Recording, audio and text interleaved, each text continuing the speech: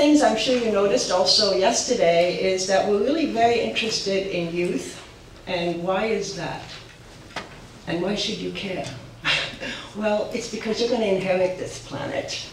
And so it's very important for you to be engaged and to think about the future that you want and what you can do to help shape it. And in that sense, I would like to introduce to you our keynote speaker today, Alex Tyrrell. Alex is the leader of the Green Party in Quebec. He is also a former student of Concordia University in environmental science. And he is actually the youngest leader of the party, as well as in the province. So, without much further ado, I'm going to turn this over to you, Alex, and I look forward to your presentation.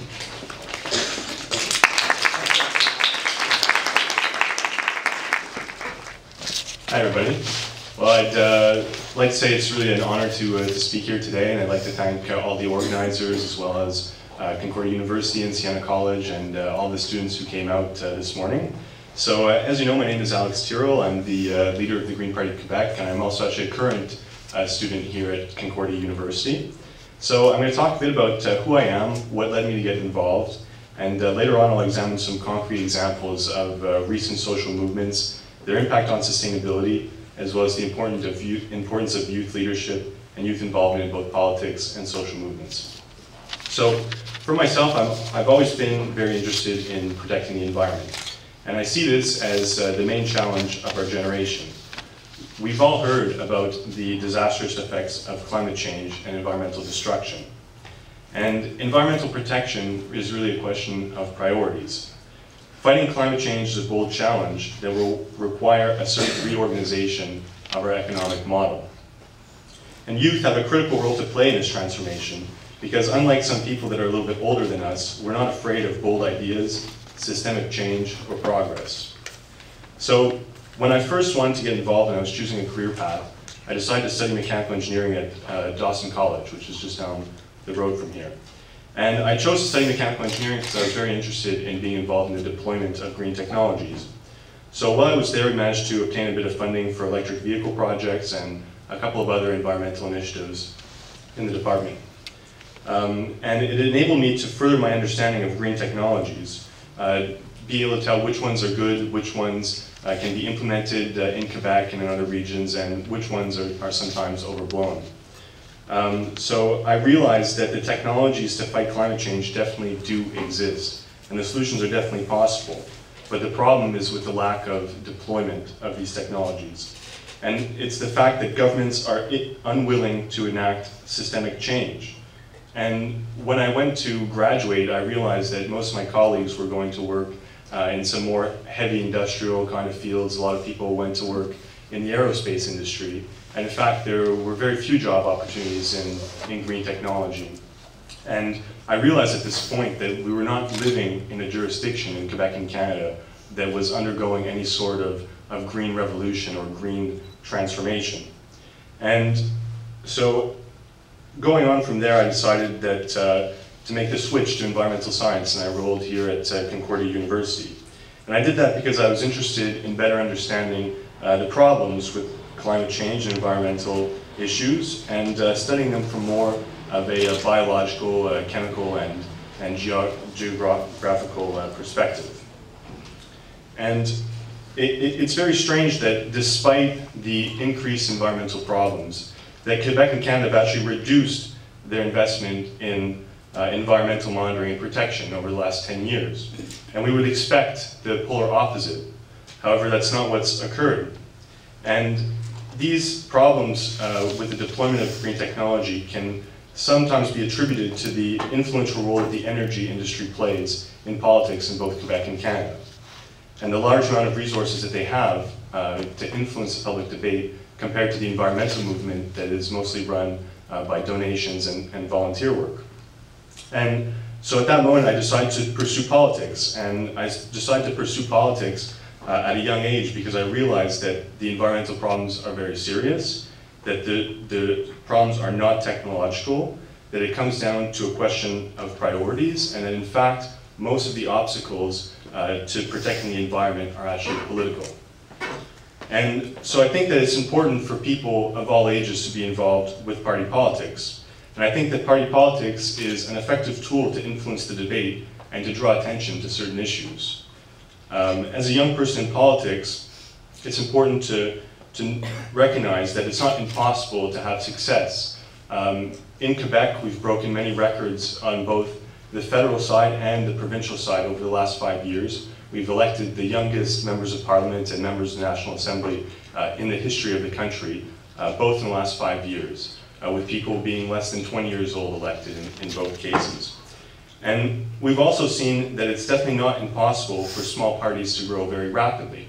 And we've seen in Quebec, the New Democratic Party passed from having 1 seat to having 59 and controlling 80% of the representation of Quebec in the House of Commons in a single election. And we've seen similar things with the Action Démocratique and other parties as well, both in Quebec and also in Alberta more recently. And so we do live in a volatile political climate to a certain degree. And there's a lot of potential to make change on many issues. Now, of course, party politics is not the only avenue for change. And we need citizen groups and independent media, and especially public scrutiny to preserve integrity and to push politicians to take certain positions. And the people who got arrested outside the White House protesting the Keystone XL pipeline are a very good example of this. These people getting arrested managed to pressure both Barack Obama and Hillary Clinton to delay or potentially completely block the Keystone XL pipeline. And so of course that battle is not finished, but it's certainly a sign of progress that we've been able to stall it this long. And moving on, one of the most recent social movements in Quebec is the 2012 student strikes. And so people that are here from the United States may not be familiar with what took place. And I do realize that education is definitely more affordable here than it is in New York State. But it's important to remember that accessibility to education, regardless of financial means, is a value that we hold very strongly in both Quebec and Canada. And we think that everybody should be able to access it regardless of their capacity to pay. And so in 2012, when the provincial government announced a 75% tuition hike, there was massive protests. There were students who went on strike. There was many acts of police brutality and even many mass arrests in the street of Montreal. And this tension was palpable both inside and outside the walls of Concordia University. And it led to the resignation of the Liberal government in the province of Quebec a full year before the majority mandate was finished. So at the beginning, many people told us that it was impossible, that we wouldn't be able to inflect any sort of meaningful change, and that our efforts would be in vain. But we proved them wrong. And we proved that it is possible for students and young people to force change at the highest levels of government.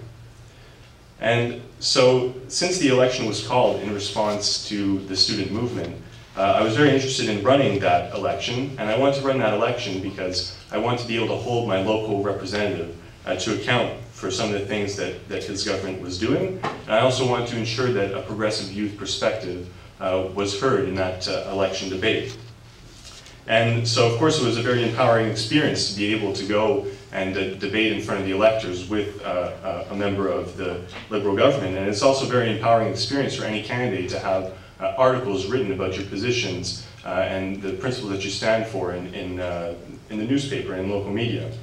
And so in that election, I managed to get 4.5% of the vote, which is definitely not enough to be elected to the legislature, but it is enough to show that a sizable portion of the population definitely supports the ideas that are being put forward by the Green Party of Quebec and by people with a youth perspective.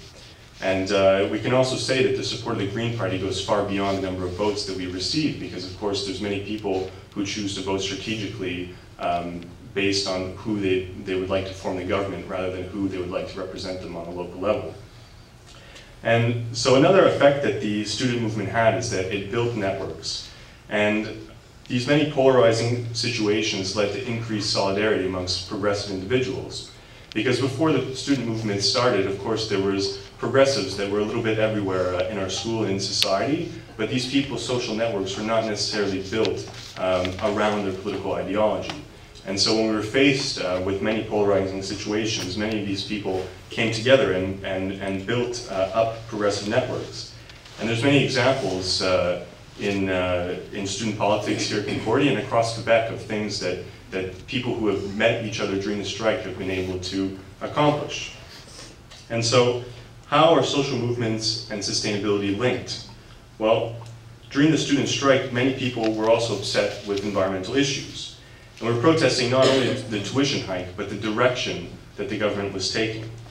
And this government, at the same time that they were asking us to pay more, they were also subsidizing oil, they were promoting fracking, and they were asking us to pay more, and they were telling some of us that we wouldn't be able to pursue our studies because we wouldn't be able to afford it. And so collectively we stood up and we said that this is unacceptable. And it's a question of misplaced priorities, and we did manage to have that message heard. So after the fall of the Liberal government in 2012, shortly after there was a major movement that was started across Canada. It was called the Idle No More movement. We live in a country where institutional racism is current, where atrocious acts are committed on a daily basis. Our country has carried out a cultural genocide against Indigenous people. We've gone into their communities and sent Indigenous children to residential schools where we've punished them for speaking their language and practicing their traditional culture. They've been submitted to sexual abuse and many acts of violence. And so, of course, this is a terrible part of Canadian history for which we all bear collective responsibility. And many of these colonial practices continue to this day. Indigenous people live on the land that are also most affected by climate change and are in proximity to many of the mining and resource extraction projects. So in late 2012, the Idle No More movement was sparked in response to the scrapping of many environmental protections of lakes and rivers across the country, hundreds of them, and also in response to the appalling state of poverty on many of the First Nations reserves in the country. So that's something with respect to the environmental protections and also the fact that they were removing environmental assessment from major resource projects. And it's important for people studying environmental science or sustainability because at this moment the federal government of Stephen Harper said that they were no longer interested in objective decision making, that they were no longer interested in having the scientific perspective heard, and that in fact all of the decisions about environmental matters would be made by the federal cabinet rather than the scientists. And so protests across the country were led by Indigenous groups, but they were definitely supported by a large section of the population. And at this moment, Canadians looked at ourselves and some of the things we have done, and it was definitely a period of self-examination for many of us. So one of the things that happened during the Idle No More movement was direct actions. And so there was many direct actions that involved blocking bridges, blocking train tracks, highways, and as well as things like round dances, traditional round dances that occurred in many shopping malls. On Christmas Eve 2012, for example. And there was also a number of people who began hunger strikes on Victoria Island near the Canadian Parliament. And they were requesting a meeting with Prime Minister Harper to discuss some of the removals of environmental protections and really the atrocious living conditions that many First Nations people are forced to live in. And so, unfortunately, Prime Minister Harper refused to acknowledge the protests for a very long time, and he refused to meet the hunger strikers, which kept up their hunger strike for 43 days. And so these events keyed the mainstream population into many of these issues, the same way that people getting arrested outside the White House protesting the Keystone XL pipeline managed to wake up a certain section of the mainstream population to issues about oil transport and extraction, as well as the Alberta tar sands. And so my personal involvement in this movement began as a participant. And further on, after most of the direct actions, after the hunger strikes, I met one of the people who was on the hunger strikes, and his name was Raymond Robinson. And I actually met him at a Green Party of Quebec convention. And so, of course, it was very interesting to meet him and to get an inside perspective on some of the things that were taking place, because this is somebody who I had come to know through the media originally, and it was very telling to hear the inside perspective. And so I invited him to speak at Concordia in April 2013, and he came to speak here at the hall building on the 7th floor. And when he came to Concordia that morning, he surprised many of us by announcing that he was starting another hunger strike because of a lack of progress on the issues that they had been defending. And this time, he was refusing to drink water. And so for those of you who are familiar with hunger strikes, people who don't drink water can't really live more than 8 or 9 days maximum. And although the previous hunger strikes went on for 43 days, at that time they were drinking a certain kind of fish broth. So they were able to stretch out for a lot longer. And so when he was here at Concordia, he told us about many of the problems in his community, about the poor housing, about the fact that there's over 20 people living in very small homes that were boarded up with plywood, and this very northern community that he comes from. And in fact, the Red Cross had to be called in to certain reserves to take care of some of these housing situations that are really third world conditions. So when he started the hunger strike at Concordia, he asked me to come with him to Ottawa for the duration of the strike to help get the message out. And so of course that was a great deal of responsibility, because there were not very many people involved, and the people who had been doing the communications for the previous hunger strike were back in their communities at this point. And so I went with him, and I stayed in the house for a number of days, and a small group of us did some basic social media tasks. We put up a small website, we were on Twitter, we had a Facebook page, and it was a great deal of responsibility, because here was somebody who was really on the line of starving himself to death and committing suicide in order to shake Canadian society and to bring attention to some of these issues. And he did this from a perspective of breaking down racial barriers. So of course, many of the people that were involved were Indigenous, but there was many people of European descent as well, such as myself, that were included in this effort. And so on the 5th day of the hunger strike, after meeting with the Minister of Aboriginal Affairs and the National Chief of the Assembly of First Nations, we managed to organize candlelight vigils all across the country, actually in 30 different Canadian cities. And that night he decided to end his hunger strike, which definitely came as a relief to all of us who were involved, because the chance of him actually not surviving was definitely very real. And so of course this experience was very moving. And not only the experience of the hunger strike itself, but also the many conversations that took place in the home during the hunger strike. There's many people telling me about their experiences in residential schools and the concrete facts of injustice that they had faced in their lifetime. And so coming back to Montreal after the hunger strike, I decided to run for the leadership of the Green Party of Quebec. And the position had opened up because our previous leader had resigned. And so I decided to run for the leadership because I was very empowered by the experience, and I thought that if I could handle the communications for the hunger strike, I could do similar work in the Green Party of Quebec. And so I ran a strong campaign over the summer. I proposed many ideas, published about 35 pages of platform material, and I called and spoke with every member of the party for which I had a phone number. So I ran a campaign over the summer with very little money involved, and I was elected as leader of the party in September 2013. So since then, we've really managed to transform the Green Party of Quebec, and we've managed to bring in a major change in ideology. It's now a youth-led organization, and there's more women involved at this point than there has ever been in the history of the party, which dates back over 30 years. So we've definitely adopted a more forward-looking program, and we've built it around the ideology of eco-socialism. So eco-socialism is a question of taking care of the environment, but also the people.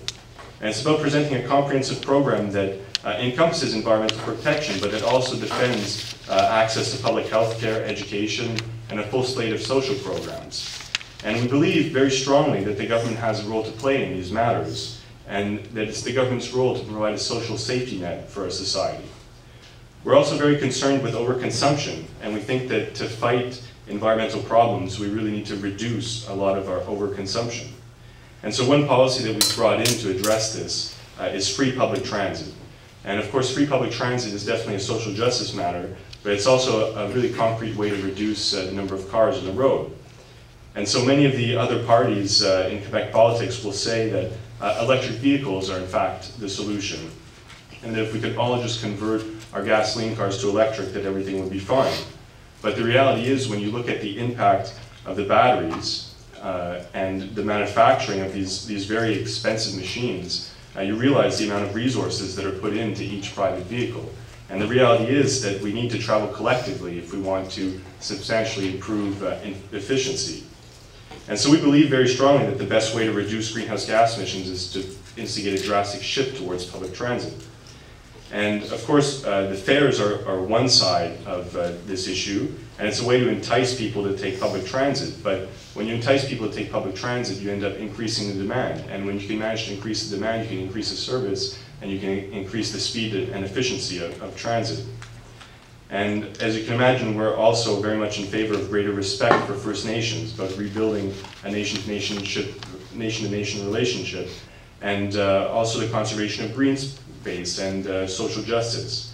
And we also have very strong policies against discrimination, because as many of you know, we've had a really hard time with Islamophobia in Quebec over the last couple of years. And we've had some political parties that have really been using a lot of very discriminatory and intolerant rhetoric. And so I'm very proud that the Green Party of Quebec has been able to contribute significantly and to really defend a multicultural society within Quebec. It's actually very similar to the Green Party of New York State.